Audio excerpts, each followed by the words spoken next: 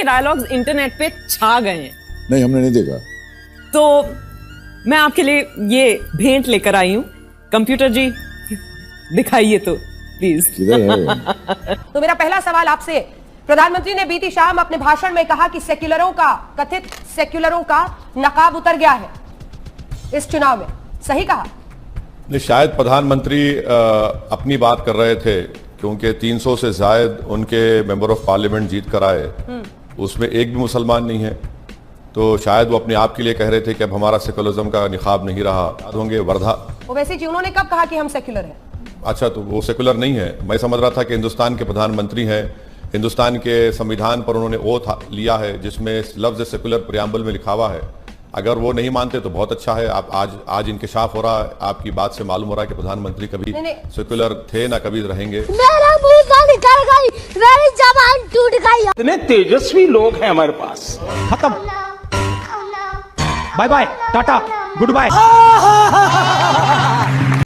एक कहावत है ना, खत का मजमून भाप लेते हैं लिफाफा देख के, या ना लिफाफा ना खत, और मजमून पे चल रही है धड़ाधड़ बयान। नहीं ऐसा नहीं है। नहीं एक सेकंड सुधांशु जी, मॉडल तो ये है ना असम का एनआरसी और सीए। एक मिनट सर, मुझे ये बताइए, आपने 2003 के रूल्स पढ़े? It was at this moment that he knew he fucked up. ये फंस गया। आपने पढ़े 2003 के रूल्स सिटीजनशिप के?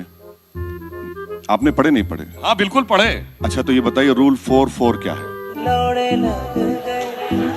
उसमें सिटीजनशिप अमेंड करके देने की बात कही गई। नहीं, गलत कह रहे हैं आप। रूल 4.3 आप नहीं पढ़े सर। मैं आपको रिक्वेस्ट कर रहा हूँ, आप पढ़े लिखे आदमी है बीजेपी में, मैं आपको सबसे काबिल पढ़ा लिखा मानता हूँ। अगर आप ही नहीं पढ़े हैं तो कोई नहीं पढ़ा होगा।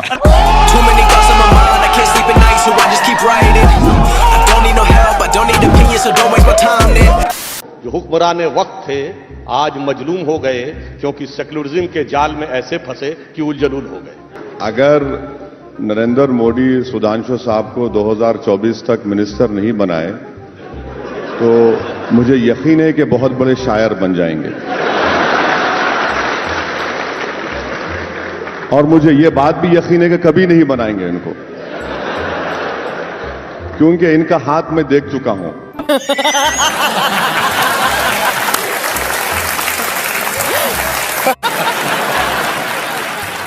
दूसरा वाला कंप्यूटर जी एक और भी देखें।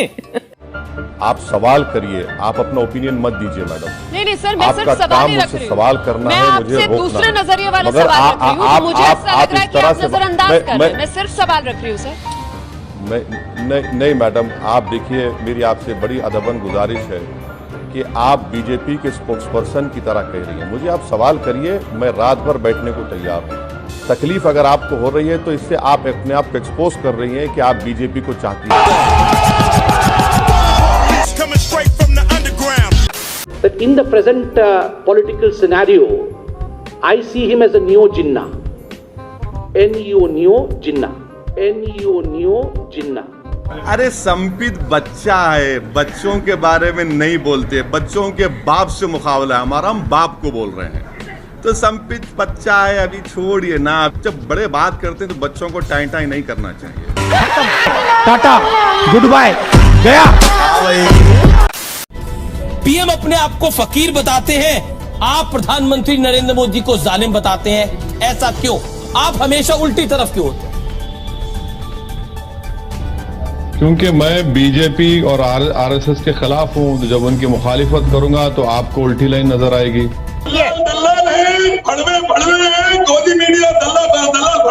मर्यादा रखिए, थोड़ी मर्यादा रखिए।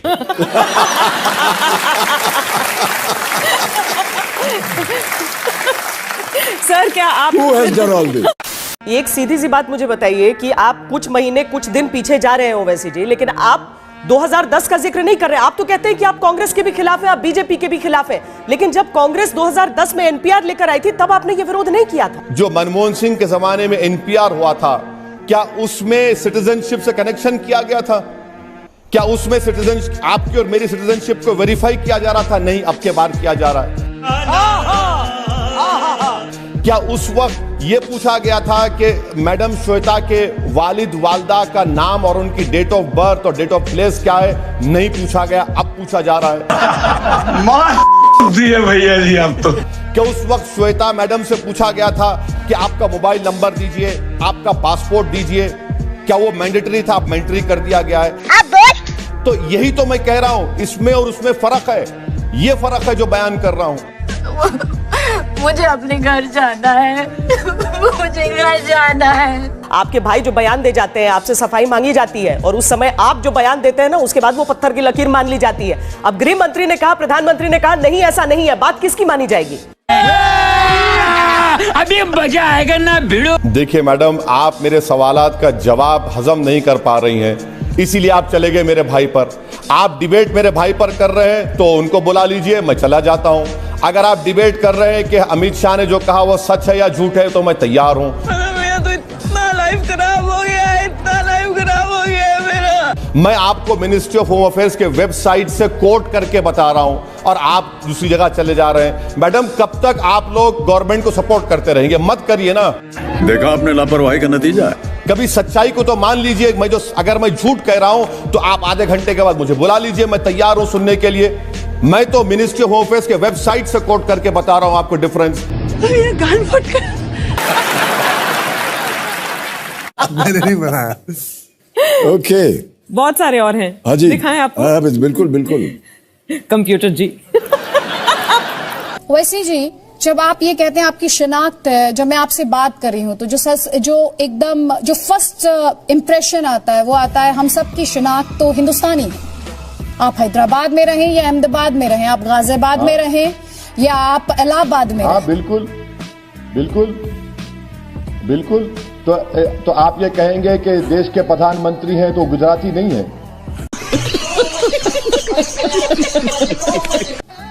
गुजरात से नहीं आते वो। अमित शाह देश के गृह मंत्री हो, गुजरात के नहीं है। राजनाथ सिंह देश के डिफेंस मंत्री उत्तर प्रदेश के नहीं है। मैडम, यही तो समझ आ रहा हूं कि भारत में जो फेडरलिज्म का कॉन्सेप्ट है ना, स्टेट्स की आइडेंटिटी है, हम स्टेट्स को मानते हैं, ये सब मिलके हम तमाम को भारत का शहरी बनाते हैं। ये तो कोई अलग अलग तो नहीं है ना। हाँ, मेरी आइडेंटिटी है, आप भी कोई स्टेट से आती होंगी, आप भी कोई शहर से आती होंगी, और आप उसके बाद भी आप कहते हैं कि हाँ मैं भारत की शहरी हूं। यही तो खूबसूरती है, ये तो डाइवर्सिटी है भारत की, प्लुरलिज्म है जो बीजेपी नहीं मानती इसको। किसी को तो छोड़ दीजिए,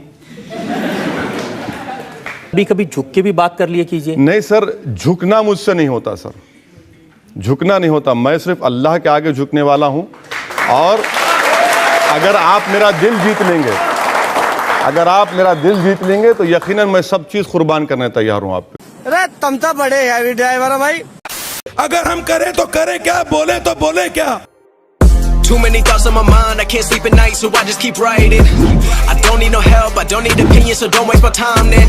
I just been living online, my city don't show me no love and that's fine. Fuck local radio stations, I got more plays than all of these rappers combined. I'm going